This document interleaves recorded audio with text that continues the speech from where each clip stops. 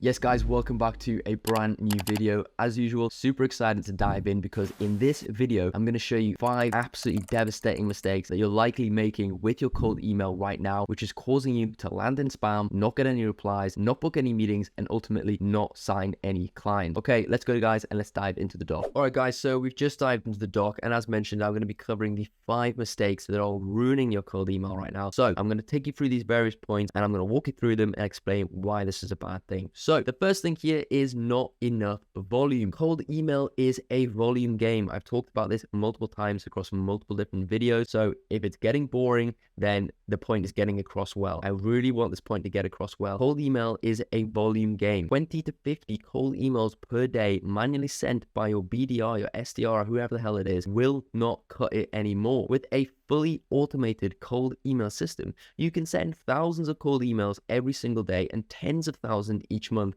while maintaining maximum deliverability if you set this up right. By focusing on volume, you can get instant feedback in a matter of days if your offer is something that people want. So if you want to test out a new offer, the best way to do that is to send it to thousands of people because you'll get instant feedback on whether it's any good and whether people actually want it. And if it is, you can scale it. And if it's not, you can get back to the drawing board and reiterate it instead of wasting months and months, potentially years of your time trying to make this offer work that nobody actually wants. So again, you can iterate that until you find that winning combo. Volume also gives you the ability to fill up your pipeline fast and give you that true abundance that you need to actually scale to your desired goal of that's 100K, 200K a month. It really allows you to scale up. If you're not sending enough volume, you're not booking enough meetings, you're not going into your sales calls with the right frame of mind because you're desperate to close everyone that jumps on the sales call. If you have 5 sales calls every single day, 25 sales calls from Monday to Friday every single week, then you're walking into sales calls like you don't care because you don't actually care because you can just close the next person or the person after that. So your prospects are then applying to work with you instead of you applying to work with your prospect,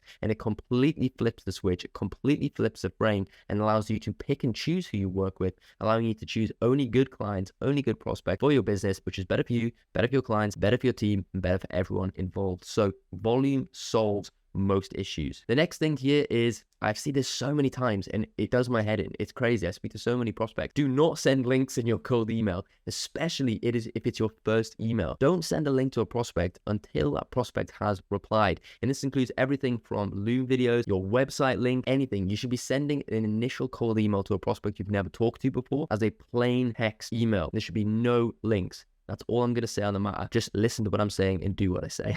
Now, the next point here, guys, is not using spin tags. I see this again and again. If you're sending lots of volume for cold email, then you need to use spin tags. It is 100% essential. In case you're not aware, in case you've never seen it before, spin tags is spinning the syntax of a sentence to say the same thing using different words. So for example, here we've got this here is just a little trigger, which is going to trigger the actual spin tags itself. So we've got hey, hi, hello, good day, first name. So this has now got 4 variations of the same sentence, of the same greeting. It all means the same thing. It's all saying the same thing, but it's utilizing different words. And what this allows you to do is avoid the spam folder, because if you're sending thousands of identical scripts to prospects every single day, then the email service providers are going to cotton on pretty quickly and they're going to start flagging you as spam because it looks like spam. But if you can add spin tags into your script and maintain the actual flow of the copy itself and saying the exact same thing, then you can send the same message but with different words and have thousands of different variations so that every cold email you're sending is unique in a way. It's a super, super powerful tool. So start learning about spin tags. Now, another one here that I see this happening all the time is sending to unverified emails. This is a silent cold email campaign killer.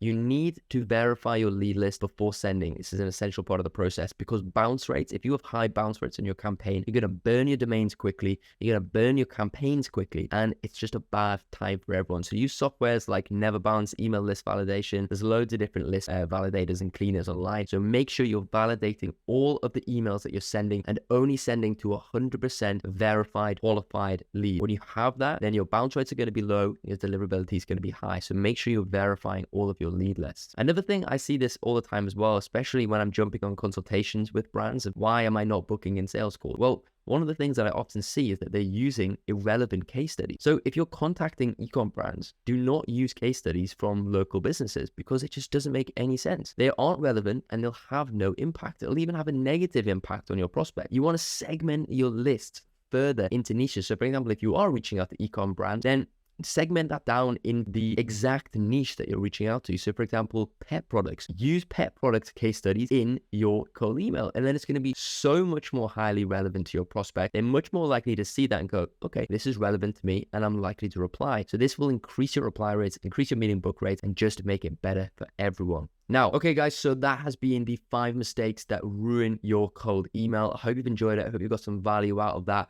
And just to let you know, right now, my business, advancedclient.io, is actually looking for 1 or 2 new businesses to partner up with in the next month to completely revamp their offer and their entire acquisition process, from outbound prospecting to converting those meetings into cold hard cash using our simplified sales process.